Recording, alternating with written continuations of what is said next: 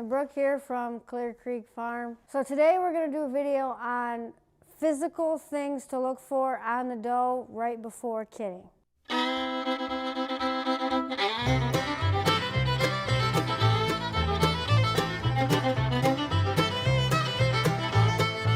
We have Annabelle here today. She's due on the 5th, and she's the next one that's due. So we'll go ahead and go over some things on her.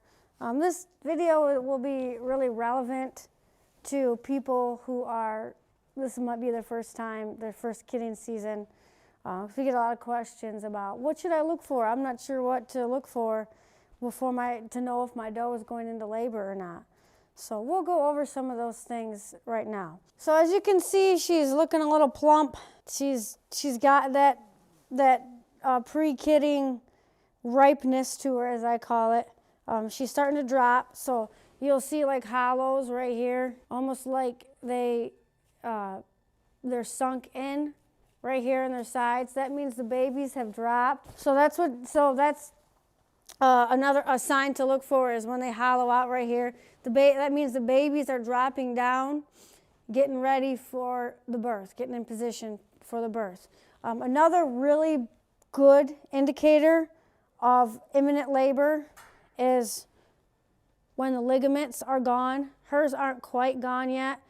Basically, you want to put your two fingers like this right around the ligaments over the tail head, and if your fingers touch like this, which I can't on her yet, her legs are still there. When your fingers touch right here, it means the ligaments are gone and they're probably going to kid within 12 to 24 hours. This right here is basically what everybody watches for, is the ligaments. Hers are getting really loose, so she's getting ready, but they're not gone yet. They're still there.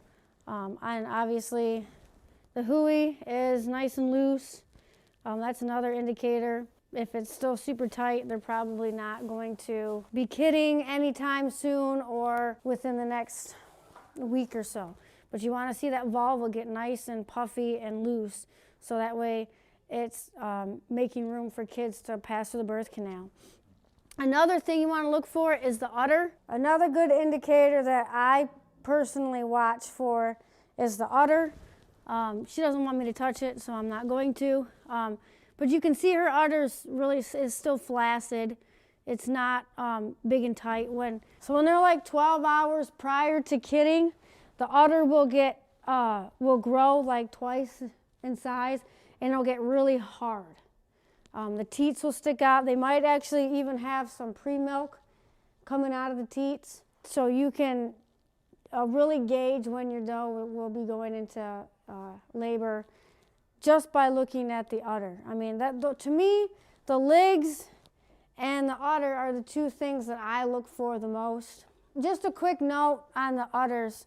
Some does, especially first fresheners, their udders might not blossom until after kidding, although in my experience, I've never really had one that I couldn't tell that had gotten bigger basically overnight. But some of them, it takes a while for the milk to come in, especially, like I said, if they're first fresheners. And usually when they're first fresheners, their udders aren't that big anyway. This is her second kidding, so her udders will be a decent size when she finally does go into labor. Another thing, well, not another thing to look for, but when your doe starts going into labor, they will have you're all right, I'm not touching. They will have a clear string of mucus, lots of mucus coming out of the vagina. You know that's when labor is starting. And typically labor can last anywhere between, 4 to 12 hours.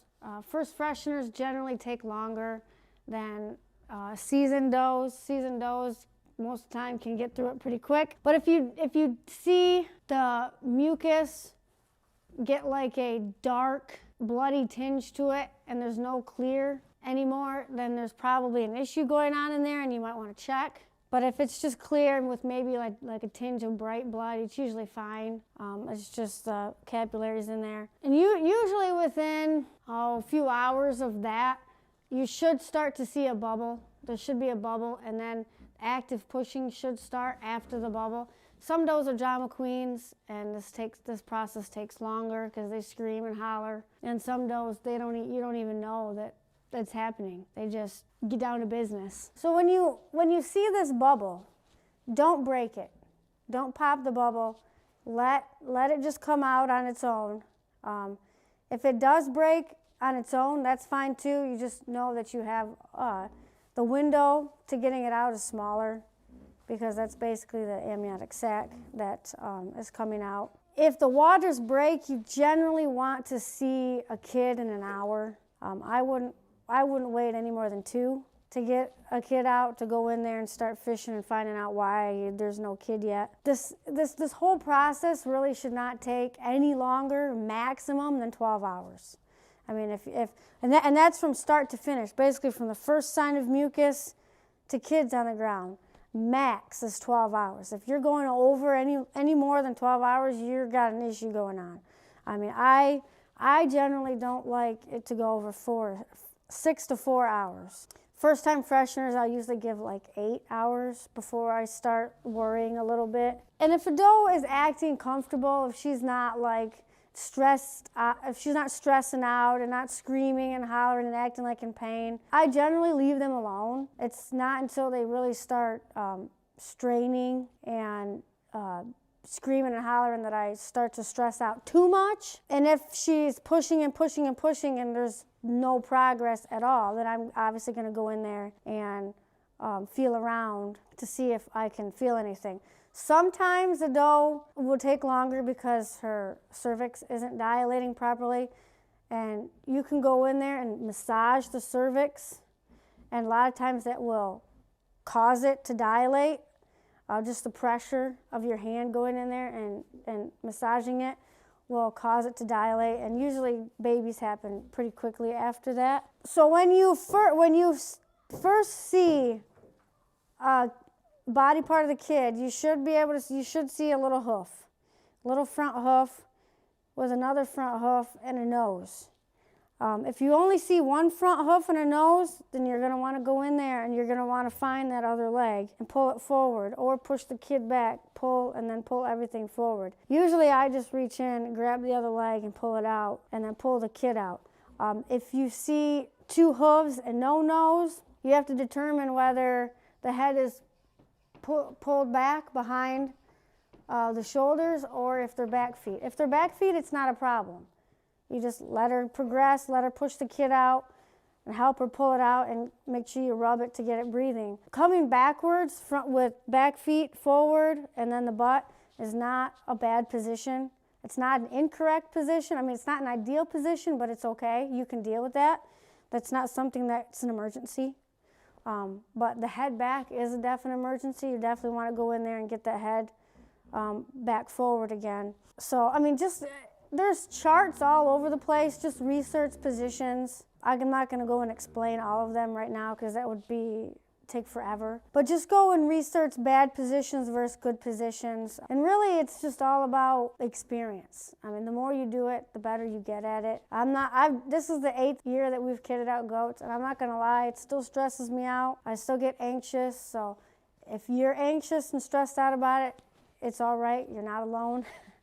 Most people get stressed out and anxious about kidding. Many veterans do. It's just a stressful thing because we love our animals and we want them to be well. We don't want to lose any to kidding, even though it's unfortunate that it happens. But it's just the best thing to do is just to stay calm and work through it, and usually it always ends up being okay. I will add, if you are nervous about going in, because I know I still get that way. If you're nervous about going in and you're not quite sure if there's a problem or not, don't hesitate to call your veterinarian. That's what they're there for. They're not going to laugh at you. Just go ahead and call them, and they can come out and they can help you, guide you through it. Or call a mentor that you really trust that's been doing this for a while. They will come out and they will help you through it. And I mean, I still have friends that I call and ask if I am really nervous about a position, or I'm not quite sure if I'm going to be able to get it out. I'll call someone who's done it, a few more times than I have that's had really good success. There's no shame in that at all.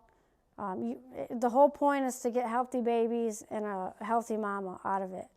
So don't feel bad if you're unsure of what to do. There's plenty of people out there who are willing to help. And I will also add, there's a few things that usually we like to have on hand at all times for kidding. Towels is number one. Make sure you have lots and lots of old towels because you're gonna want to dry that baby off, especially if it's cold outside. Mom is not gonna be able to do it all on her own when the temperature is 20 degrees. So you're gonna want lots of towels and help her as much as possible dry those babies off. And make sure that you get a kid puller. I can't remember the name of the company. We'll leave the link down in the description. I'll do some research on the company. I cannot remember off the top of my head what the name of the company is, but they make a kid puller. Basically, you just hook it around the shoulders or around the feet or whatever, and you can pull the kid out. Has saved many, many kids. I know a lot of breeders just love this product. So, like I said, we'll leave that down in the description. The other thing I like to have on hand is a good pair of scissors, a paper towel, vitamin E capsules. Usually we give those to the kids right away, especially if they're looking like they've got some bowed legs from being inside mom. You can also have some iodine on hand to dip navels in.